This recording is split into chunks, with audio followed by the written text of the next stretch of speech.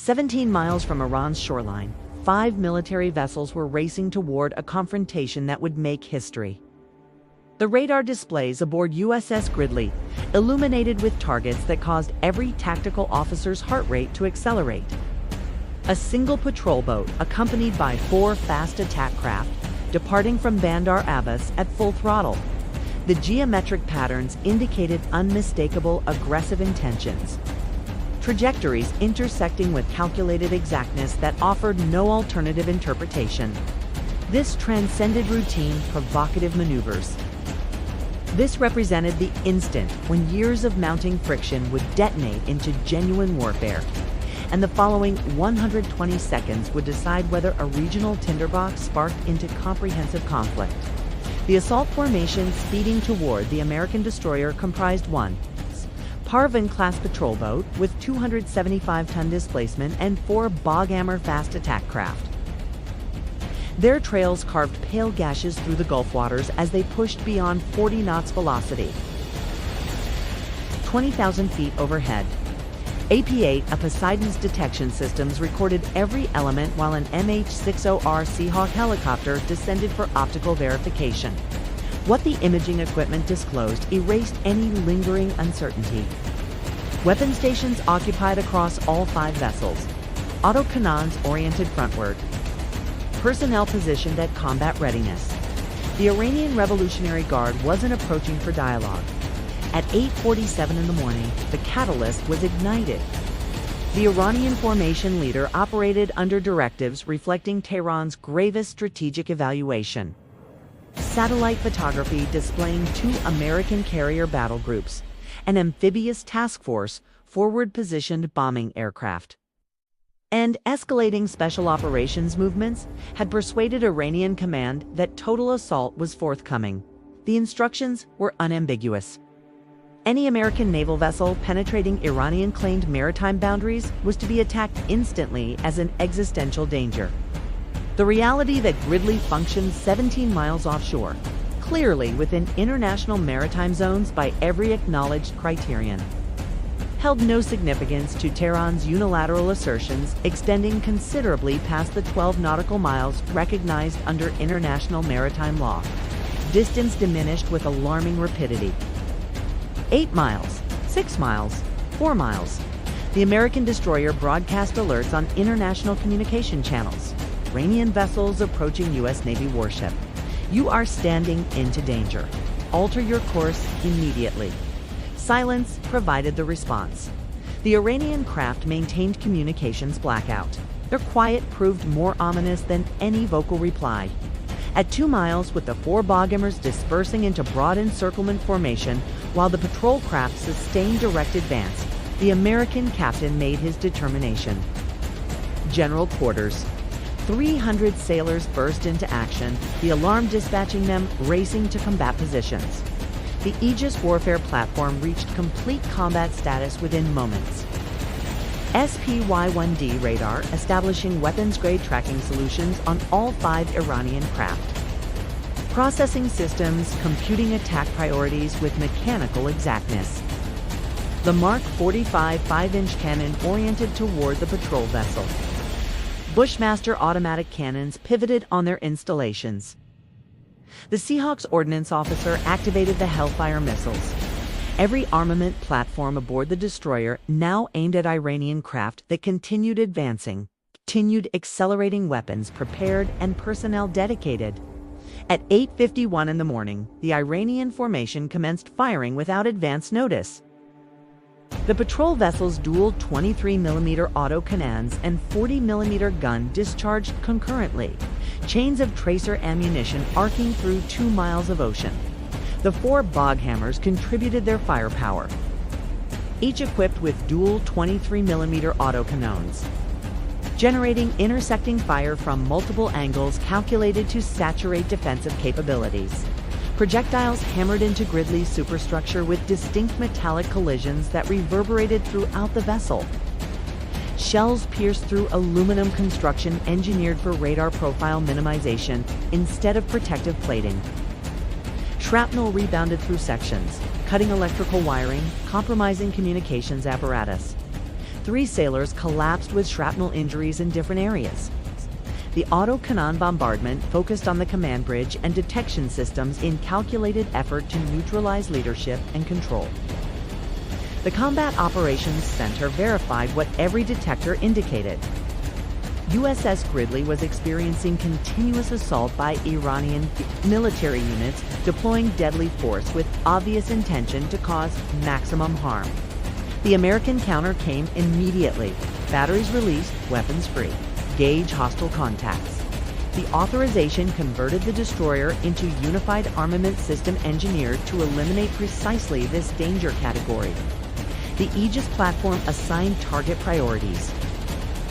Patrol craft identified primary due to superior weaponry and leadership role. The 4 bombers classified secondary according to distance and attack angle. What transpired next would exhibit the merciless effectiveness of contemporary naval warfare. At 8:52 in the morning, the Seahawk's initial hellfire departed. The AGM-114 separated from its mounting, solid propellant engine firing, reaching hypersonic velocity. The semi-active laser targeting followed the closest boghammer. The vessel that had positioned nearest while sustaining continuous auto-cannon bombardment. Transit duration measured 11 seconds across 2.8 kilometers. The shaped explosive payload struck the boghammer centerline with accuracy measured in millimeters. The blast stream vaporized the craft's fiberglass construction instantaneously and ignited propellant reserves in devastating chain reaction. The combustion sphere rose 50 meters skyward, heat signature saturating infrared detection. The boghammer dissolved, converted from operational military platform to dispersed flaming wreckage in a microsecond. 5 Revolutionary Guards perished instantly, their bodies scattered throughout a debris zone or incinerated in the inferno. Concurrently, Gridley's Mark 45 5-inch cannon discharged concussion, vibrating the destroyer. The 127mm high-explosive shell traversed 2 kilometers in 2.5 seconds, impacting the patrol craft's center section with catastrophic results. The projectile breached hull construction before exploding within the framework, obliterating compartments, setting fire to propellant and ordnance reserves, generating overpressure that fractured supplementary sections. Chain explosions ensued as contained ammunition ignited, each blast intensifying structural failure and spreading the conflagration. The patrol vessel tilted to starboard, flames devouring the superstructure, seawater flooding through numerous hull fractures. The 18 Revolutionary Guards operating the craft had zero chance to evacuate. The platform was foundering, its personnel gone, its capability as leadership vessel terminated entirely. The Bushmaster automatic cannons attacked the surviving bombers with computer-enhanced aiming. The 25mm depleted uranium armor-piercing projectiles discharged at 200 rounds per minute generated catastrophic impacts. Against the unprotected rapid craft, the starboard Bushmaster followed a boghammer executing evasion tactics, projectiles advancing across water before discovering target. Each penetrator drilled through the fiberglass assembly effortlessly, annihilating power plants, puncturing propellant containers, demolishing framework. The craft veered laterally as drive systems collapsed, combustion emerging from numerous strike locations. The assembly commenced disintegrating under continuous bombardment, hull strength deteriorating. 5 additional Revolutionary Guards perished as the vessel fragmented and submerged. At 8 hours, 52 minutes and 30 seconds, the Seahawk's second Hellfire deployed, pursuing another boghammer that had commenced retreat maneuvers. The projectile pursued the escaping craft across 3 kilometers, sustaining lock notwithstanding evasion attempts. The Hellfire contacted the craft's rear, exploding propellant containers and eliminating the drive mechanism in another tremendous detonation. The vessel's aft portion disintegrated, the front portion separating and inverting. Flaming fragments dispersed throughout a 100-meter perimeter. Another 5 guards perished. At 8:53 in the morning, precisely 120 seconds following the initial Iranian projectile striking Gridley, the combat circumstances had altered fundamentally. The patrol vessel was inverting, combustion consuming everything above sea level. 2 bombers had been annihilated by Hellfire impacts. 1 bomber had been eliminated by automatic cannon bombardment. The Iranian assault formation had been diminished to 2 compromised rapid attack vessels confronting American armament platforms that had exhibited crushing capability. The 2 surviving bomber captains confronted instant choice.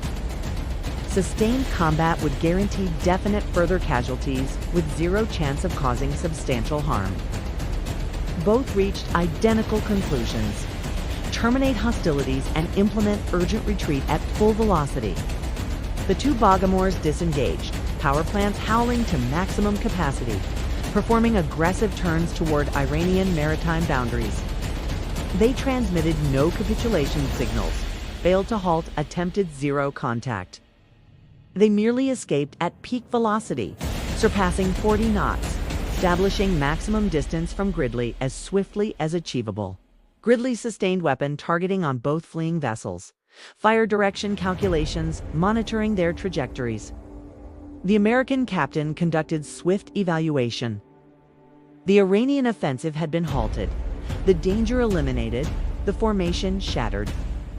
The 2 retreating craft presented no persistent threat. Attacking vessels in active escape would represent intensification past defensive requirement.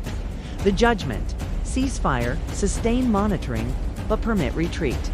The 2 bombers pursued their rapid withdrawal, entering what Iran designated as territorial boundaries within minutes. They proceeded toward Bandar Abbas at maintained high velocity, transporting personnel who had observed the total annihilation of 60% of their formation within 120 seconds. American losses: 3 injured, none severe. Harm to Gridley measured moderate, the destroyer maintaining complete combat readiness. Iranian losses: roughly 23 personnel gone on the patrol craft and 2 obliterated bombers. The imbalance illustrated the enormous technological disparity between contemporary unified warfare platforms and unconventional approaches. The Seahawks circled the combat zone, imaging systems documenting burning destruction. Spreading wreckage zones, petroleum slicks throughout the ocean. The Poseidon maintained observation following the retreating Iranian vessels, watching shore defenses for escalatory reaction, transmitting constant intelligence briefings to Central Command. American units across the theater elevated to increased combat alert within minutes. The Abraham Lincoln Carrier Battle Group deployed supplementary aircraft. The Bataan Amphibious Ready Group modified heading toward the strait. Submarines repositioned into attack locations. Patriot defensive systems throughout Qatar, UAE, and Bahrain raised to maximum alert. B-52 bombing platforms were loaded for instant deployment. The complete American military deployment acknowledged that a boundary had been transgressed. Iranian governmental media commenced transmitting within hours, displaying edited recordings showing patrol vessels struck by American armaments, constructing accounts of unjustified hostility while excluding the opening Iranian offensive and harm to Gridley. The Pentagon distributed thorough video documentation displaying the entire progression, incorporating the unprovoked Iranian assault in international maritime zones. The Supreme National Security Council assembled in urgent meeting. Extremists insisted on payback through ballistic attacks on American installations or surrogate force deployment. Moderates cautioned that additional intensification endangered activating total American bombardment. The discussion revealed core separations within Iranian command. The international ramifications expanded outward swiftly. Gulf partners witnessed American units reacting with crushing proficiency while exhibiting constraint once vessels retreated, supplying confidence regarding protection obligations.